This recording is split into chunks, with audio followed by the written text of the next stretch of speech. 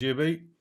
Hello, everyone. Welcome back to the Chilli Special number 2. Myself and JB there, we've come, you know what I mean? We're there again to give you advice to help you get these chilies because we consider ourselves some of the finest experts in the chili field where, the years we've put in, we know what we're talking about. You know what I mean? So, JB, nice to have you back.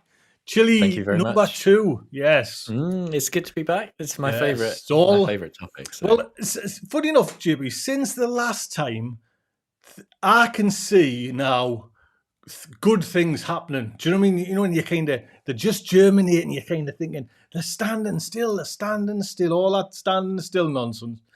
But I can now see, since we last did the video, things are coming on, you know what I mean? At least it's working, do you know what I mean? So, good things. Yeah, I find with my peppers, because they're in the office, they're just behind me. So you see them every day, and it's not until you look back at a picture you took a month ago that you go, oh, they have grown. They're looking quite healthy, actually. Just before we get into it then, we're going to ask some, we're wanting chili questions. You know what I mean? Please pop your capital Q, then your question on chilies.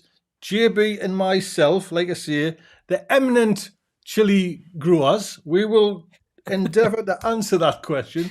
And if not, then we'll just look it up on the ChatGPT and see if we can sort that out for you.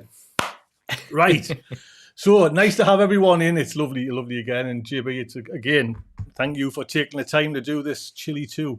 To be honest, it's like you've ignited the little fire in me. It's like a few years ago, I had a great crop. I loved them. Do you know what I mean? But ever since, it's just been, they've almost been like the sideshow to me tomatoes. Do you know what I mean? And like you say, when Audrey's there, Audrey's, giving these amazing tomato seeds, and I've always thought, tomatoes. But this year, chatting about chilies and all, it's ignited that fire. And I think with chilies, there is something there. It's this long season. They are a fickle thing if you get it, if you get it wrong. But it's the excitement. There's two things. It's the excitement of growing them, and then these could kick your butt. Do you know what I mean? That kind of, like a fire, don't poke a rattlesnake. You know what I mean? It's got that kind of feeling to it as well. So, yes. Well, let's kick off, JB.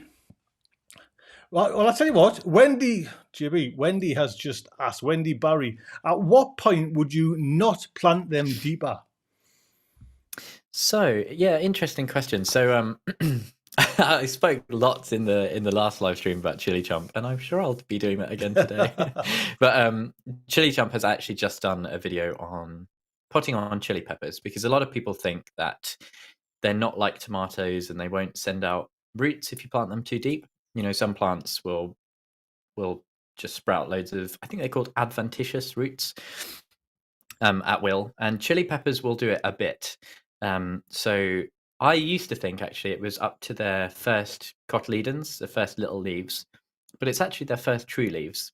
Up to the first true leaves, you can plant that in the ground and they will send out adventitious roots.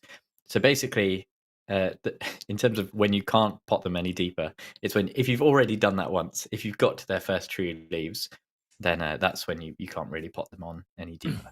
I've seen that video, JB. It's just about a few days ago. It's really short. Chili pump. And to be honest, I didn't know that. Do you know what I mean? And I didn't know they kind of put out the roots, a bit like a tomato. I thought them roots are there. They don't go any higher. I mean, I probably would have buried them to that first true leaf anyways, not knowing that that's the okay. You know what I mean? I just I don't like to see a leggy plant, even though I'm kind of doing something wrong. I like to have them buried deep. But yes, that's if anyone hasn't seen that, you know what I mean? If you kind of Chili Chomp, have a look. It's only a 2 or 3 minute short video, but it's really short one. Do you know what I mean? So, and like you say, I mean, he knows a thing or two, but I mean, he knows a thing or two. Say it. Do you know what I mean? It's we like to kind of share the knowledge. And, chuck him a bone now and again. Right. Adam is asking, right across. I don't know how I get this kind of nice and neat. Like a mask. JB is potting on his chilies and mine haven't even germinated. They will work. They will be fine, won't they? Nothing super hot. and I'm not sure how you pronounce them kind of chilies there. Jalapenos is one of them. So Yes. I'm thinking, JB, that the least hotter doesn't take as long to germinate and to grow and to get the fruit. Am I right in thinking that? Yeah. So, excuse me, it's more about variety than actual heat level. So there's kind of 5 main subspecies of capsicum. So you've got the anum, the pubescens, the bacatum. No I've pressure. started these and I'm like, can I remember them? No pressure, lad. The Brave man. chinens and the frutescens. So the chinens in particular are the hot varieties. Generally speaking, they're the habaneros, the Carolina Reaper, your 7-pot Primo. All the super hots are generally chinens. But you do get quite hot anums, for example, like Ring of Fire, your piri piri plants, they're frutescens, I think. They can be quite hot, but they're relatively fast growing. So it's more about the actual subspecies of chili or the variety than how hot the pod is itself. But generally speaking, those anum varieties, which are some of the fastest growing, are the milder peppers, if that makes sense. So just to go back to Adam's question then, JB, his haven't germinated now. So 2 things I'm thinking, maybe it's bad seed, or is he too late if they haven't germinated now? Well, I don't know how long they've been in the soil. So they can take up to 3 weeks even for an anum. The chinense varieties always take a really long time to germinate, in my experience. But the headline is it's not too late. It's not even too late to really sow. We're kind of coming towards the end of the deadline now, really, end of March. But if you start sowing now, especially if it's a faster growing variety, you'll still get a nice plant for sure. I actually, I was looking back at my first ever season, 2019, and I was just sowing my peppers around now. And by the end of it, I had the plants in 5-litre tubs. They were massive, great big things. Wow, I got you can't see it on the camera, but they were big plants, and I got some nice harvests. So it's not too late. All right, so even now, because personally, I'll be thinking, just when you have that experience of kind of they take a long time. Do you know what I mean? They're still going to be dinky in June. Do you know what I mean? Maybe that the clock's going forward there. We've got enough light there now to kind of give them that start. So Adam, good luck. You know what I mean? That's all I can say there, lad. Good luck. Fingers crossed. Because if you miss it, though, that's it, really. What would you say, like 1 more week, JB? Or I would say mid-April is really that's the deadline. I would say if you want a nice, good-sized plant that's going to give you quite a lot of chilies to use either for preserving or cooking or something like that. If you just want to grow a plant to see what it's like for the joy of growing, you can start that seed in May. You'll just have a much smaller plant by the end of the season, really. So it's all about harvest and optimization and that kind of things in terms of start date. Right. Well, we've got some questions, JB. I'm not relying on my AI generated questions there. Rainey is asking, is it true that I've often wondered this, if you treat them harshly, not overwatering, etc., shout at them, don't play them music, anything like that, will they end up hotter? Yeah, so this is a really hot topic of conversation. Actually, before the last live, I looked this up because I wasn't sure, right? This is a bit of what some people call bro science. Where, it's just like guys kind of talking it up in the community, like trying to grow the hottest stuff. And there is actually some scientific literature on it. And basically, it's really inconclusive. So people have done studies on specific kinds of peppers. There's fairly limited literature, but some of them have found completely opposite findings to the other paper. So there's no kind of robust, replicable study that shows you that, yes, treating your peppers a certain way, stressing them through drought or salinity or something like that will increase the capsaicin levels. There's just no evidence for it. So you can give it a go. You could try it on 2 different plants. It's worth experimenting. Certainly, I find that treating the peppers it doesn't really, in my experience, alter the flavor or kind of health. You can. There is, you can I guess, still there treat is them a bit mean. one. There is one way to treat them mean, and they don't like it, and that's like the temperature. You know what I mean? Too cold, and then it just stunts them, and that's, you know what I mean. So, apart from that, shout at them all you want. You might get a nice, you know, kind of hot chili there. That would be fab if you do. I mean, it's kind of. I'm not saying it's almost cliche, but you do hear, you know, like classical music and everything. Play classical music. You know what I mean, and people do that, and you know. Yes. So. Yeah, Yes. I've got the citations here for anyone. If there's any real nerds in the chat, it's Rahman et al. 2012 showed that a higher temperature it will make a pepper produce more capsaicin. And so 2012, I think that's one of the earlier ones. And that was probably, 2012. It's just when chili peppers were like starting to influence like culture a bit more. You were starting to get a few television programs about peppers coming out and that kind of thing. But still fairly niche. I think now it's so popular, especially with things like hot ones. And there was another study, Mahmoud et al. 2021. They subjected the peppers to drought and actually found that the peppers produced less capsaicin. The chili peppers were less spicy because the peppers were less healthy. There you go. There you go. Loki is asking JB, how long now, JB, till we get to see some super hots? Now, funny enough, let's just be like a little bit sensible for the thing. If JB was to eat like a super hot chili, the show is, do you know what I mean? It's like, you cannot really do it live because it knocks you. Do you know what I mean? It totally kind of knocks you. And then you'd end up having to say, JB, we'll see each other next week. You know, hope you're all right. So in one respect, we can't really do it on these live things because you wouldn't have a show. Do you know what I mean? If I took something and JB took something, the show would be over, and it would be just two old guys crying in the, you know what I mean, live stream, and it was just. So we should see that. I mean, that would be fun. We've seen actually JB take one, you know, on the kind of, he did a little video. If anyone hasn't seen that, that's. Do you know what I mean? We know the outcome. Do you know what I mean? It's just kind of. It's not very nice, do you know what I mean, to see a grown man go through. And I don't know if Chili Chump does it live, but I've seen him do it. He does. I've seen him do it, you know, like on, like recorded. And, you know, there must be so much editing where he's just having to kind of stop to make the video flow. So he does his on live streams. So normally he does it about half an hour into the show. So he gets some questions out. He gets the important stuff out of the way, answers a few questions. And then he tries to answer more questions while under the influence. And I mean, he does an admirable job of it, to be honest. He maintains his composure pretty well, but I don't think I'd be able to maintain it. Well, you know how, like, I always like to think, you know, like, Ant and Dec won't do, like, a challenges, you know, on the kind of, I'm a joke. That's the way me and you are, dude. We're not going to do it. There would be no show. Do you know what I mean? Now, our Soph is asking, what is your perfect potting mix for chilies? Now, this is, because I'm thinking about this there now, JB, because I forgot what you mentioned last time. So it's coming for me now to, like, take them from, I guess, littleish pots to the next size up. And this next size is where I want your, you know, well, basically, we're borrowing somebody else's potting mix recipe, but we'll, you know, we will not say anything. Yeah. Yeah, thankfully there's a very popular YouTuber who's been growing chilies for years and years and has perfected it.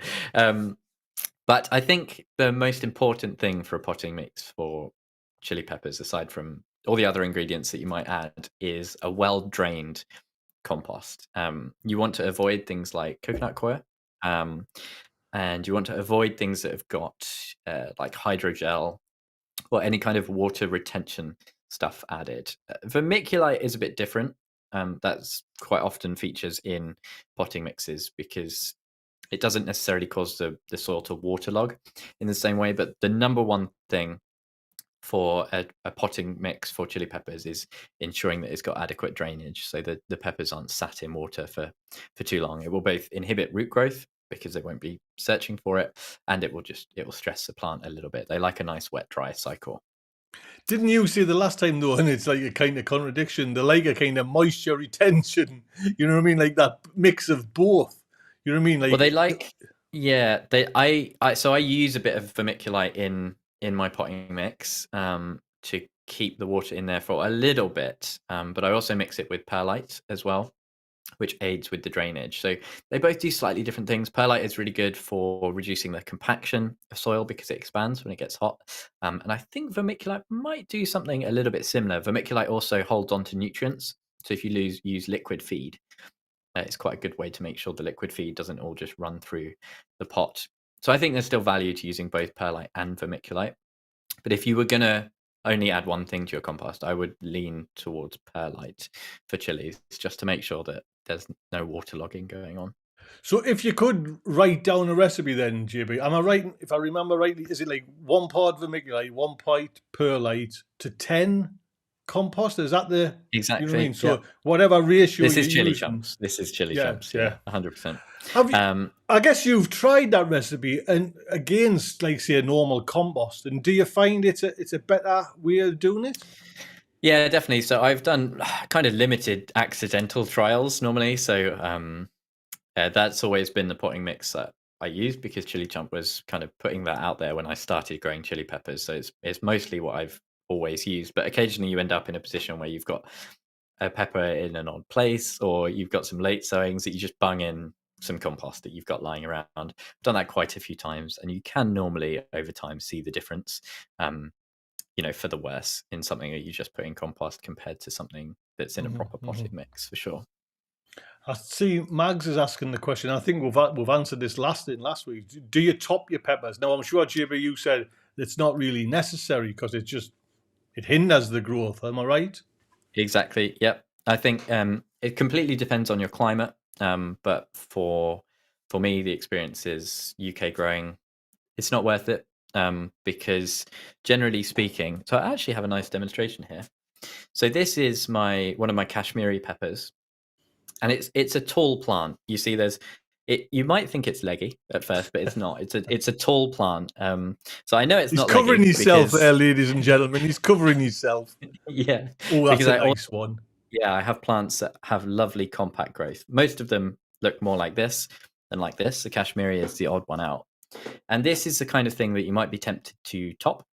Maybe if it had a bit more growth and was looking a bit stronger for this time of year, because you might be thinking, oh, I don't want it to get too tall. We'll nip the top out and it will have a more bushy growth form. But I think that you end up losing growth. All that this growth that's forming at the top. This takes such a long time to grow and develop in chili peppers in this country. I think you do more harm than good by topping. You should start to see with something like this, a taller pepper, you'll just start to get kind of side shoots coming out, kind of like a tomato. If I hold it up, I very much doubt you'll be able to see. It's too small a chili, JB. It's too small a chili. But you just see in the corners there's some shoots, and that will make a naturally much bushier pepper. And because you recommended to grow this, what chilies will we get off that, and what temperature for Kashmiri? So the Kashmiri are really mild. They're like so it's an Indian pepper, and used in lots of curries. It's a nice red pepper. It's meant to be a wonderful flavor. I've never grown it before, so I'm quite looking forward to it. But I think it's something like 1,000 to 2,000 Scoville. So very, very mild. So is that, I would say, even milder than a jalapeno then, JB? About the same. Right, yeah, about the right, same. right. Depending on the jalapeno plant, they can be wildly different. Yeah. And what was, JB, what was your other plant there? Because that looked in lovely condition, that one. Yeah, I'm really proud of this one. So this is one of my Dorset Nagas, and it's just a gorgeous plant, isn't it? It's just gorgeous. I've picked one of the nicer looking specimens. This one was sown 1st of January, so it could be a bit bigger. My chilies have had a pretty rough start, as I've documented in videos. But yeah, this is the typical kind of chinense growth form. You get really nice broad leaves, very compact. They're just gorgeous. I love them. When then, JB, looking into our time machine future, when would you harvest for a Naga? That kind of... It's a really long time. So it's really weird. If you Google chili pepper harvest times, they'll quite often say around 150 days or 180 days or something like that. I can't quickly convert that into months because I'm shocking at maths. But basically, for this kind of country, you're looking at starting your peppers January, February, for a dulcet naga, for example, or chinense.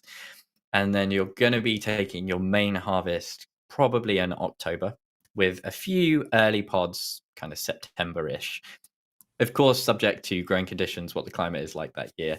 But generally, that's the kind of timeline for the UK. And similar even with the faster growing ones. So you might start getting some nice harvest kind of July, August.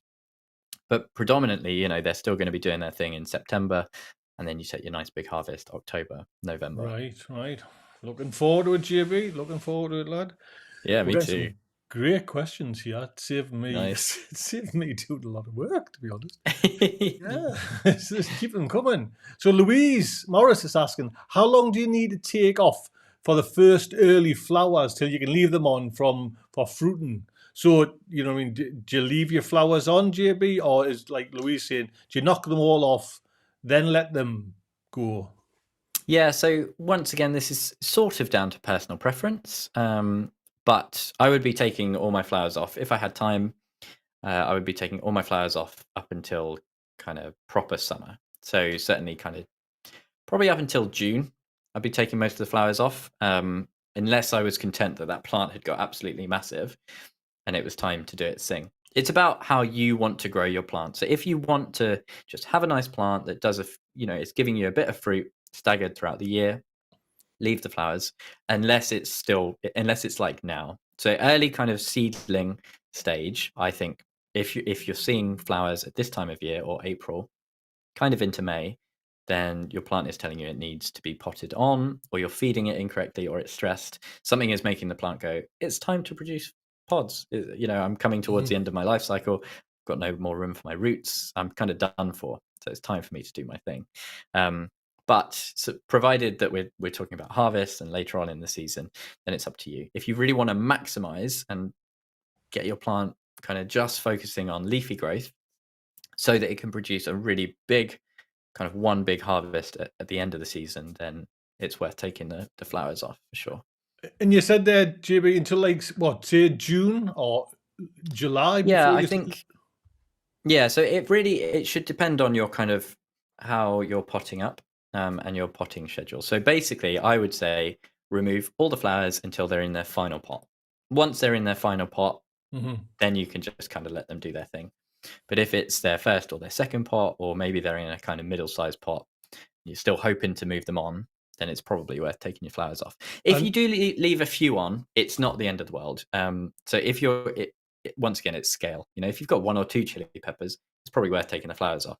If you've got 50, then taking all the flowers off is going to take a long time. So, I know that I had the flowers on pretty early when I had the potting shed and all the kind of propagators. I would always be having to nip out all of the flowers. And it's always you run the gauntlet of damaging your plant as well when you're nipping out. That's something you've got to kind of keep an eye on as well. But yes, if you want like a nice, and I think everyone wants that one big harvest. You don't want dribs and drabs. You know what I mean? You want to kind of come back with your little plastic bag full of this red, you know what I mean? Yes. Gold to exactly. Description. Let's have a look then. Right, Amanda Jones is asking, how often do you give small plants Cal Mag? Now, Amanda, I was at the beginning of this season, I've got a big tub of Cal Mag, and I was kind of every time we did this Chilli Special one, and JB walked, oh, what you doing? No, you don't. So I've kind of stepped right back. I'm feeding, mind you, I'm feeding the tomatoes nicely, and I know, I forget who, is it Adam, who kind of introduced me to the kind of the Cal Mag. He does heavily feed, but he heavily monitors as well, and he kind of, he's got his kind of, is it called a blue truncheon, where it tells you the kind of the consistency or the strength of the liquor he's putting on. So unless you've got all that equipment, I'm guessing easing off is better than more. Yeah, so my understanding, I don't use CalMag. I've never used it. I've had some years that are better than others with chili peppers, but generally speaking, I don't want to get any flack with this. It's slightly controversial. But generally speaking, if you've got good quality compost, there should be an abundance of both calcium and magnesium. in the soil, especially calcium. So magnesium, I tend to add a little bit of Epsom salt into the potting mix. Like if you're doing parts, then it's 1 part vermiculite, 1 part perlite, 10 parts compost, and then like 0.1 parts Epsom salt. So you just need a little sprinkle, just in case. But calcium should be in most soils, in most compost, pretty abundantly. So I've never used CalMag. Maybe I would have benefited from it. I don't know. I think it's very expensive, and to the best of my knowledge, it's mainly for hydro growing, so hydroponic growing, where you're not growing in soil, and there are things, micro and macronutrients that are not found in water. So right. Well, Tanya was asking basically the same question. At what point do you start feeding them? Well, I'm gonna feed them. Do you know what I mean? And I'm gonna go down the CalMag route because I've bought the bloody stuff there now, basically. yeah, But I'm gonna wait. They're like a lot maturer, and then just kind of a good old feed every now and again. A bit like like once a week. I think twice a week with tomatoes. A little bit like that. I don't think. I don't think there's harm with using CalMag. I don't think it's one of those. It's not like overfeeding to my. I'm saying that with a pinch of salt. Actually, take that with a pinch of Epsom salt. I'm not certain. The chat might correct me, but I know, Jimmy. I mean, totally different variety. But my tomatoes got knocked. They were terrible last year. I thought I noticed a remarkable difference when I started feeding them CalMag. These were these Brad's Atomic. So we'll see how it goes. You know what I mean? It's personal preference, I guess. Now, Mike is asking. Mike's allotment is asking JB, if you grow. This is a good one. If you grow different types of chilies close to each other, can they cross pollinate? Does it produce horrible tasting chilies?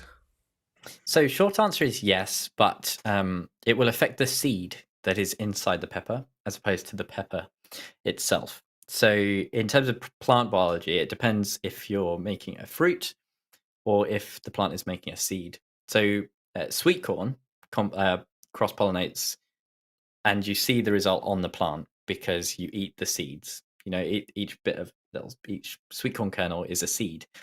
So when that is cross-pollinated, that's where you get mixed sweet corn. With tomatoes and chilies, they're a bit more similar. Your fruit will look fine. You'll get the right size fruit. You won't be able to tell that there's been any cross-pollination. But if you harvest a seed and you store that, and then you grow your pepper next year, you might end up with a mystery pepper. So most chilies will cross-pollinate pretty easily with each other, but they are self-pollinated as well. So the flowers are self-fertile. So it's less likely to happen than with things like sweet corn, which are wind pollinated and they cross-pollinate like so easily. I think generally speaking, you're quite likely to, if you just save a chili seed, there's probably, I don't know, 70% chance that's going to come true, but there is a chance that it will have cross-pollinated, and I recommend trying to avoid that by either buying fresh seed or trying to isolate your peppers, because they're such a long season plant. You don't want to grow a pepper that you absolutely love, then save the seed, and then in like nearly a year down the line, when that plant has grown and you go, yeah, this looks great, and then you start seeing these weird peppers come up that you've never seen before, and you go, what did I do with my labels? This isn't right. It's a real bummer. So what I do is you can use kind of organza bags, and they help. They're like for wedding decorations and stuff like that, and you tie those around the flowers before they open. So when your flower still looks like this before it's even started to open, then you get these quite big organza bags that will go on it quite nicely, and that will stop, hopefully, as much pollen drifting. It's still not 100% sure. You're certain. If you really want to isolate perfectly, you need a grow tent, and you need to grow that pepper like in isolation. But that's it's easier, just like exactly what you said, JB. Just get to be 100% sure, get a new seed for next year. Yeah. So it doesn't alter the actual taste of the chili. So although it's cross-pollinated, the actual taste will be the same? The taste, everything about the pepper will be true to the mother plant. But it's just the seed within is a mystery, or it can be a mystery. Right. Oh, marvellous. That'll save me then. I'm certainly not going to be tying bags around when you know what I mean. It just that sounds like a hideous. I do it. If there are peppers that I really want to keep, I do that, and I will tie a little bit of twine around the pepper that I know has been isolated. Because when you've got the bag and then the pepper starts to grow and it's too big. So I do isolate mine just because chili seeds are really expensive as well. And if you do that consistently, you get one that should be right for your growing area. Well, I've just banged in Soph's again. She's keen that she must be growing. Didn't Sophie drop? Yes, didn't Sophie drop off chilies? So they've all mixed up, and some have. I don't know if some have damaged. So easily done. I seen that post in our little WhatsApp there. So I don't know if she was carrying them here, there, everywhere, and they've all fell over and fell on the floor. But Soph was asking there. Let's just pull that up again. Anyone had any success germinating chilies on damp paper towels in a Ziploc bags for faster germ? See, she's obviously lost some and she wants a quick germination down there. Would that work, or is it just? I've never tried it, but by all accounts, it is a viable way to. People call that chitting the seed. I beg your pardon? Yeah. You hear it most commonly with spuds, don't you? But also just that method of just making sure the seed is viable and then planting it in soil. I mean, what you could do as a kind of last desperate effort, so is just if you wanted some kind of super hot ones, there's some regular sellers each year on eBay sell the super hot as a plug plant. Do you know what I mean? So just wait a little bit and just get a couple of plug plants of the super hot ones. You know what I mean? That's what I did. Was it this one with the year before, I think, with me Carolina Reapers I got. Yeah. Right then. Let's see what Michelle is saying. Do I need to keep my pepper seedlings on a heat mat approximately 6 weeks old? Pepper seedlings. All right, so they're actually in the seedlings on a heat mat. Warm feet, I would have thought yes, to be honest, but it depends on your conditions. So if they're in a greenhouse, yes, because that's probably their only source of heat. But if they're in a warm room that's above kind of 15 degrees, they should be all right.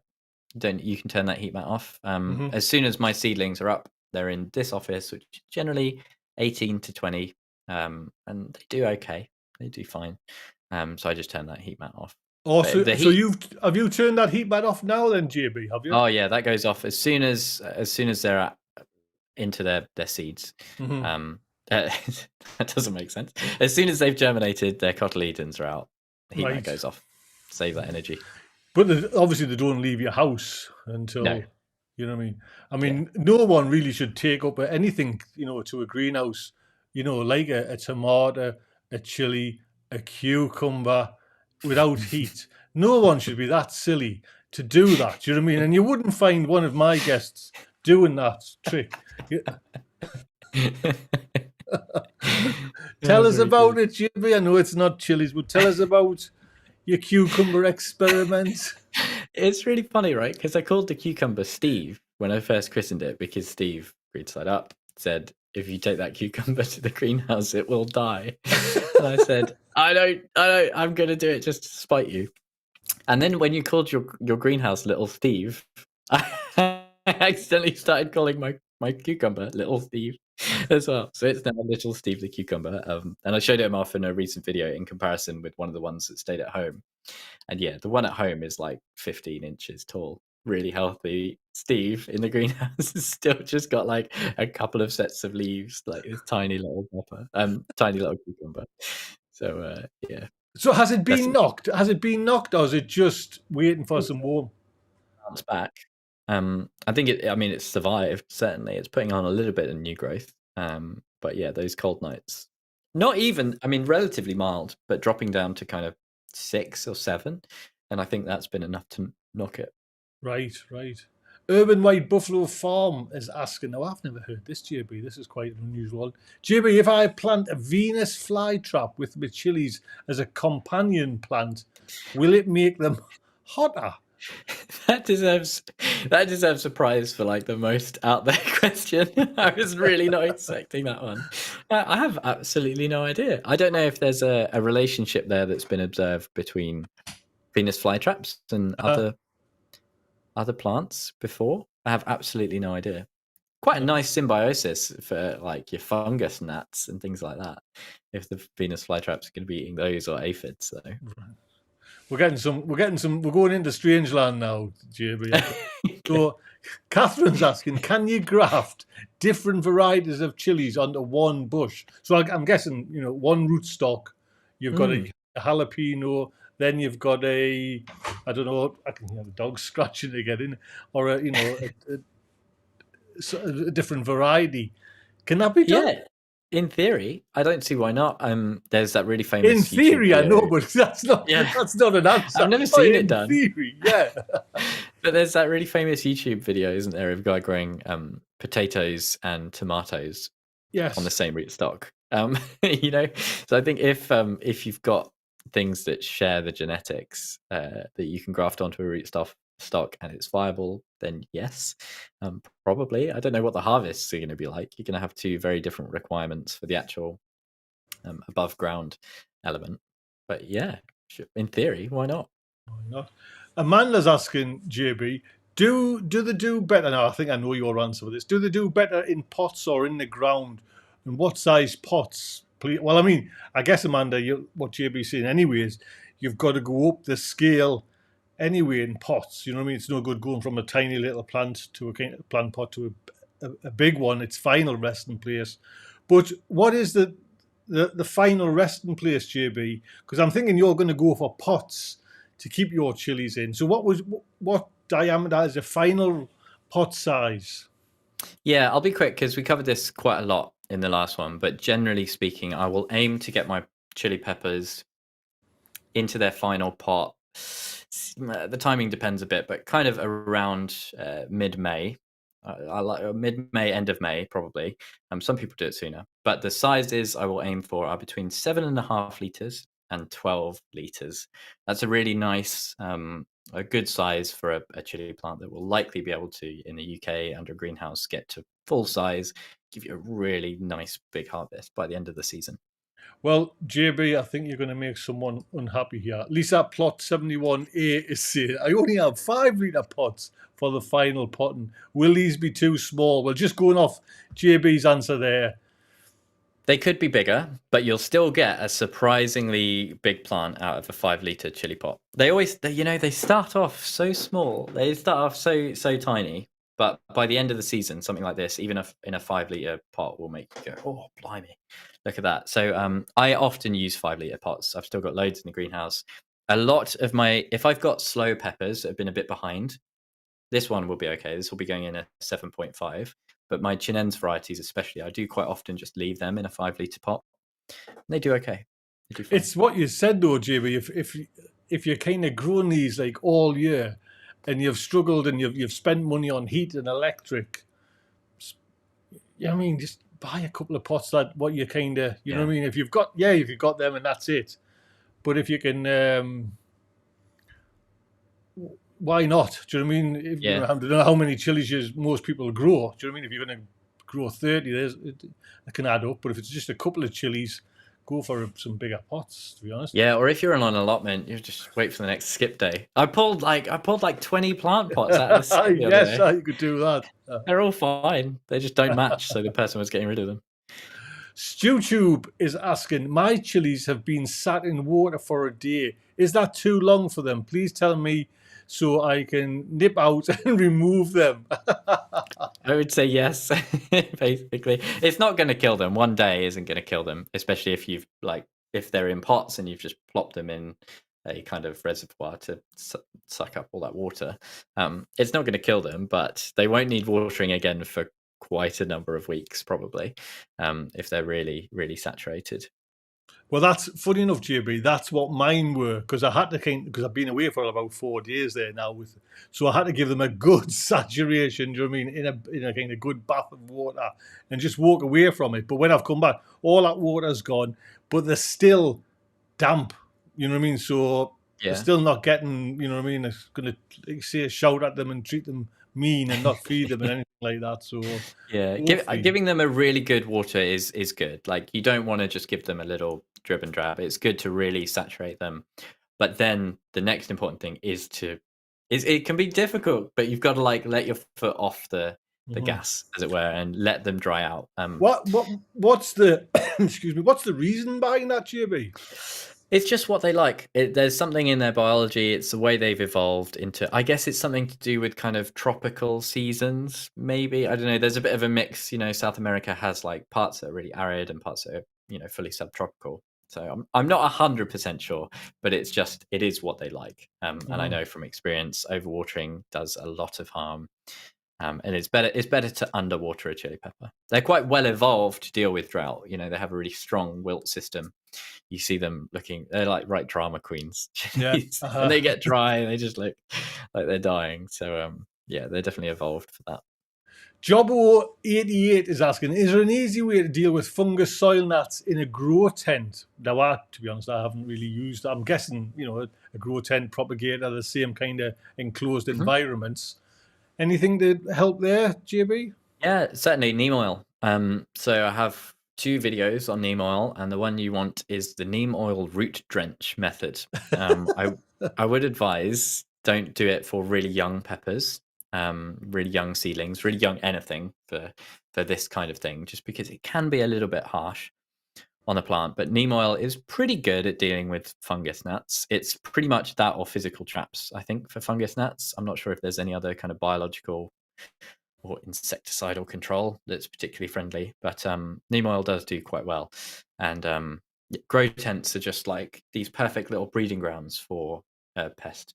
So once you get an infestation of aphids in your grow tent, it's like, oh, I don't have one personally, but I know once they're there, it's really difficult to get rid of. But neem oil is quite nice because it's a systemic pesticide, relatively natural and relatively kind.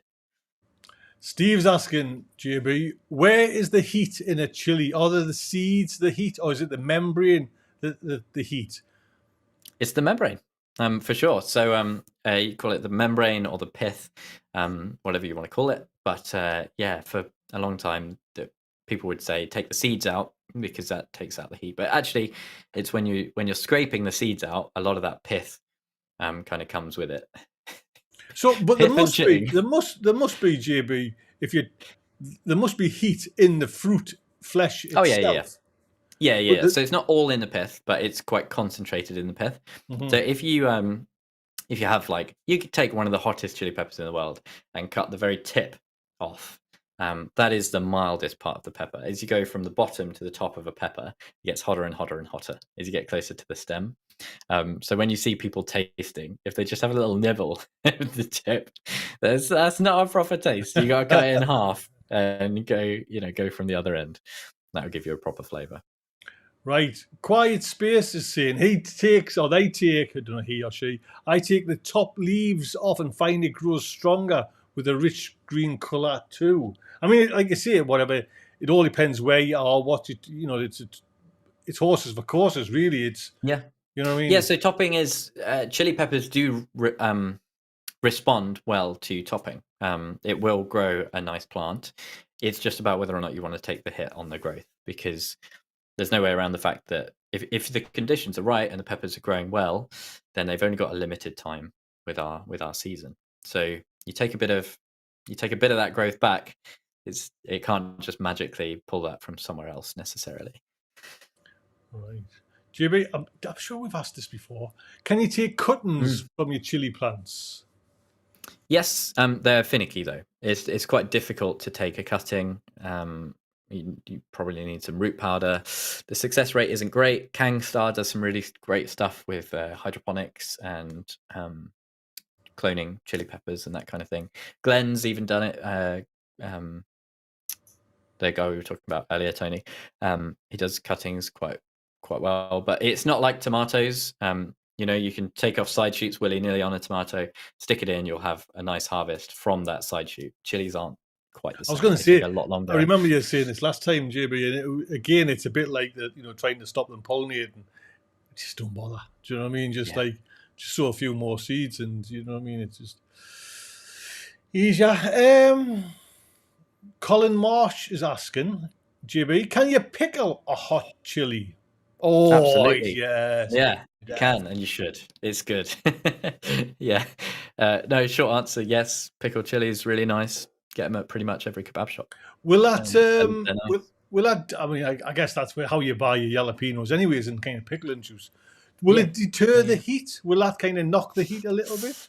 Not really. So yeah, when you look at taking a really hot pepper and cooking it or making it into a sauce, generally speaking, that capsaicin, the active ingredient that gives it the heat, doesn't really break down.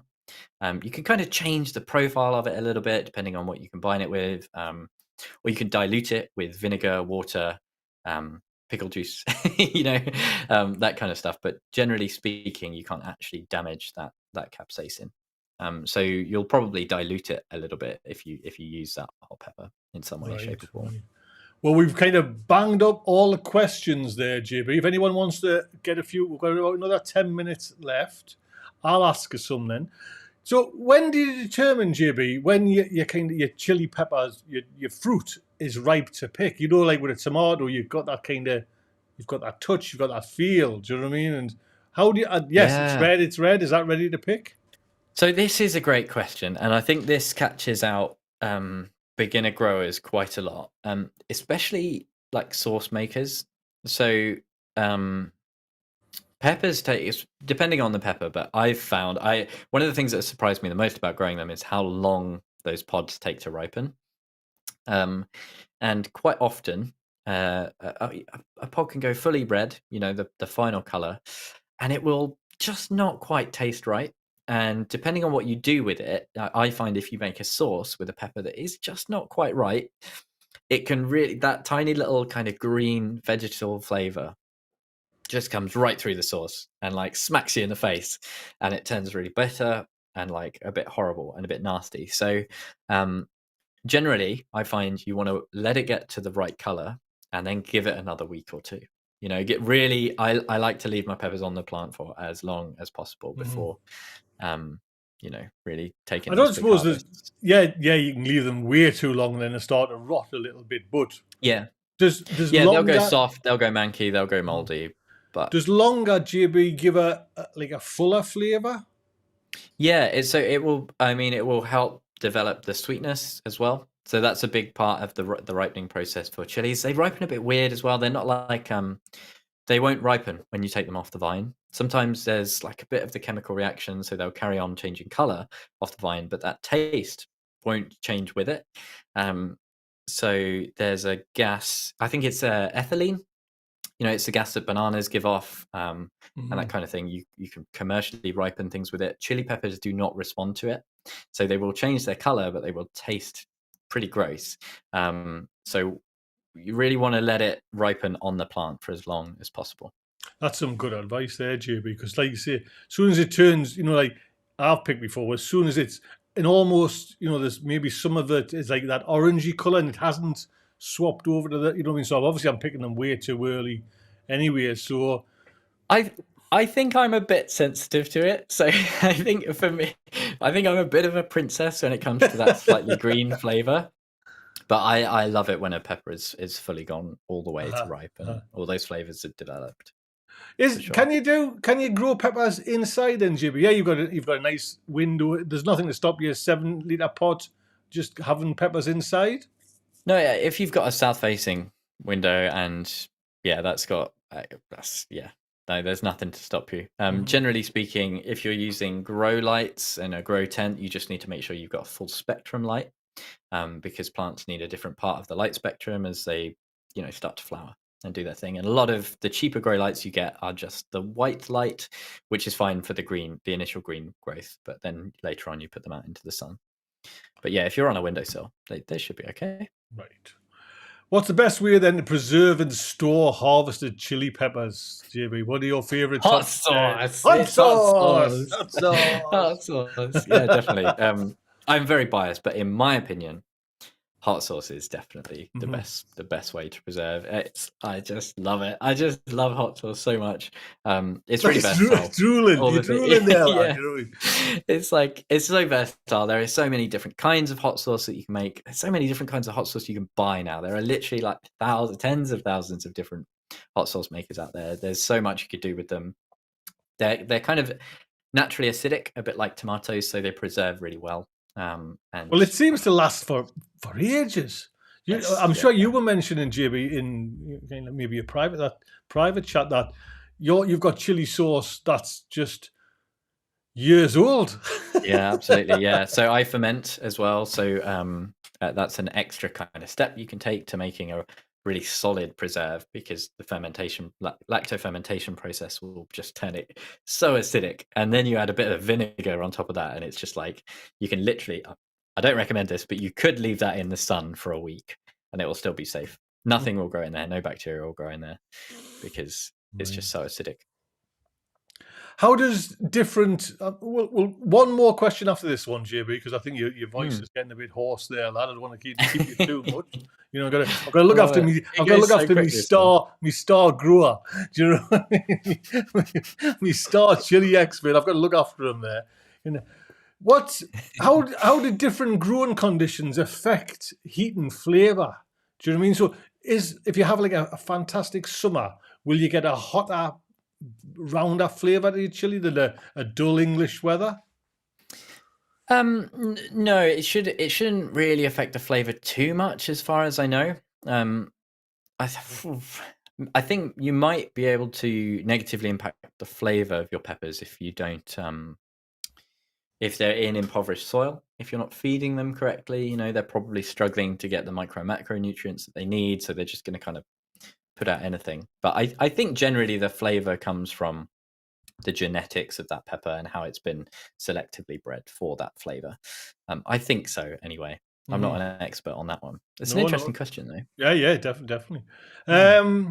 It would be mainly quantity that would be affected by Right. a really cloudy season or something like that. The plant won't have as much energy, be a smaller plant.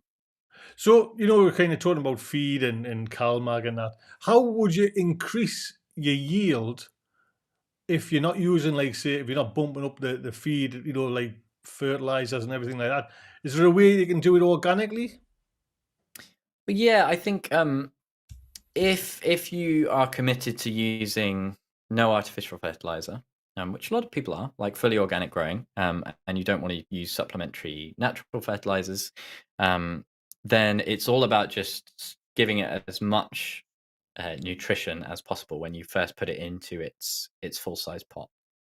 So it's all about getting premium compost that's properly good. That's not filled with bulking agents or sand or rubbish. It's actual high quality nutritious compost for the plant. I think that's really the best way to go. Right. And generally speaking, you'll be able to get kind of between 4 and 8 weeks of nutrition. So you might just end up with a smaller plant than someone who was fertilizing or adding either artificial or natural fertilizer. Right. Rebecca Taylor's asking, Rebecca, you haven't read me questions. I cannot see them, Rebecca. Put a capital Q, then your question. Then I can read it. Rebecca, so we try. quickly before we shoot off, you know what I mean? So get your question with a capital Q, and then I'll be able to kind of read it. Grown Plotty is saying, quarter red toms, quarter green chilies, some garlic, salt, bash. There's your preserve, there's your chili sauce there. And Grown Plotty, she knows our onions as well. Do you know what I mean? So you kind of stick with what Claire says. Right, so Rebecca, get a question. I don't think anything is coming through yet. The last chance there, Rebecca. Capital Q. Yes. Final question from me then, JB. What are some common mistakes we can make with grown chilies? I would say the one most common thing is probably overwatering. It's quite difficult because a lot of peppers will go. Sometimes the main indication that you're overwatering is yellow leaves, but that can also be other things. So it can be a little bit hard to determine. It could be a nitrogen deficiency, for example. And it can also be underwatering. If they go through full drought, they start to droop, then the leaves will turn yellow and die. But generally speaking, if you're getting yellowing leaves, it's probably overwatering, and especially at the earlier stages. So these guys have just moved into bigger pots, but I generally will go about kind of 10 days between watering my seedlings. and a lot of people will be used to doing it every kind of 2 or 3 days. But a lot of seedlings, you can go kind of up to 2 weeks between them needing a water. It's all about using your homemade dibber, making sure, checking what the soil moisture level is actually like. But getting them too wet early will really knock them. I'll be honest, mind JB, 10 days does sound a long time. Like, you know what I mean? Kind of, I don't even leave 10 days. So that's yours are in a greenhouse. So your greenhouse is going to be much warmer, much more air circulation, much drier. There's going to be a lot more forces acting on the soil to evaporate the moisture. But if you're indoor growing, there's not so much of that. So yeah, just be careful. Right. Rebecca has come good at the end, JB. So our final question, Rebecca. If you want more questions, honestly, there's still new questions coming in. JB, we're going to have to do another one next month. Do you know what I mean? Kind of another one, and we'll see.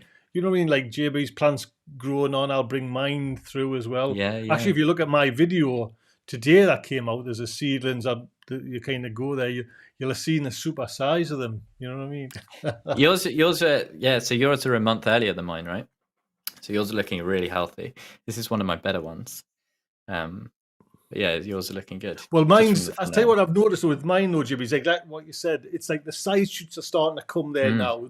So even though the Kashmiris are tall, thin, I'm getting like the little ones are starting to come as well. So that's what I'm thinking. Because I was worried about this, like watering, a good soaking, and then, you know what I mean? But I'm like I say, I'm just leaving them there now for a while. Yeah. Rebecca, I forgot on slugs though. Yes, Rebecca, slugs. Slugs and snails will eat chili peppers. I found that they don't suffer massively from slug damage though. I'm not sure if that's because they're not particularly palatable, or I think Audrey's just said that they don't climb stems too well. So Claire's just said if you pull the stem down, let go, you can catapult the slug. It's very good. That's like a natural, organic way of ridding your chili. Trebuchet. Yes.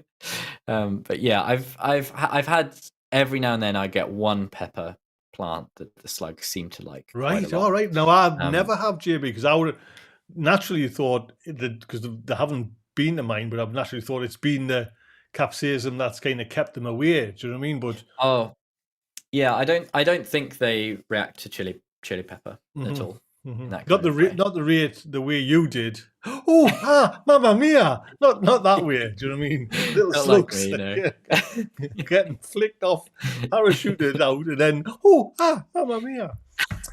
Well, JB, an hour like that. It really flies on the Chilli Specials. Man, questions have been just tremendous. To be honest, it's just fantastic. Get your questions again, honestly, because like I say, we're now getting into the stage where we're leaving the germination, we're leaving the kind of the seedlings. Next month, hopefully, the end of the month on a Wednesday, we'll kind of, me and JB will get together a date. Chilies are starting to get into chili plants. Do you know what I mean? And we're kind of end of April. It's like, things should be looking good, positive. And questions like nipping the flowers off and all that, you know what I mean? Any concerns, let we know. Write them down now so you're kind of so you don't forget the questions. Saves me finding them. But JB, it's lovely to have you on again. I've really enjoyed. I've learned so much. Do you know what I mean? It's just you grow them. It's like what Steve sometimes says: you grow them, plant them. At the end of the season, you come back and harvest them. But chilies are a little bit different, and they're like a little kind of spoiled child where you've got to look after them a little bit more. Are you doing any of these ones, the chinense? I can't remember. I haven't seen your seedling video. But are you doing any of the broad-leaved? I don't. Ones? Have you got the Numex Suave Red? Yes. Yeah, that'll look a bit right. Like this. Well, it certainly doesn't look like that, mind you. They're tiny still, absolutely tiny. Okay. You're talking like, quite small. But are them a hot one? Yeah, the Dorset Naga. That's like the one you said in Numex. Oh, the Numex Suave Red is the chinense that has been selected to be really mild. So it's got no heat at all, but it's got a chinense flavor. It's really bizarre, to be honest. I tried one last year, and when you've had super hot peppers and you experience that taste, you're like ready. Your whole body is like, oh my god, it's happening, guys! Like, get ready. You're gonna go crazy in a minute, and then nothing happens. You're like, what? It's like no heat whatsoever. Do they have the flavour then, like the fruit? Yes, yeah, they've got that. It's a little bit of a dry, I think, not one to snack on, but you can probably do some interesting things with it in cooking.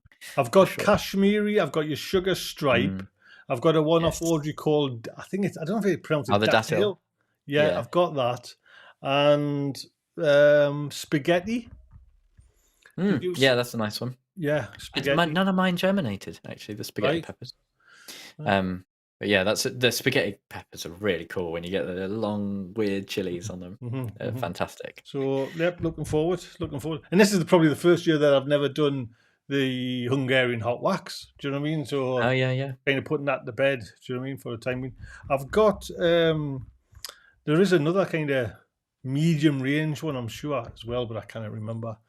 What is there now? I should say as well that I have literally picked my nicest pepper. I've not had the best start, and most of them do not look this good. And I did do a video today, like you, on all my seedlings. So yeah, it's worth having a look.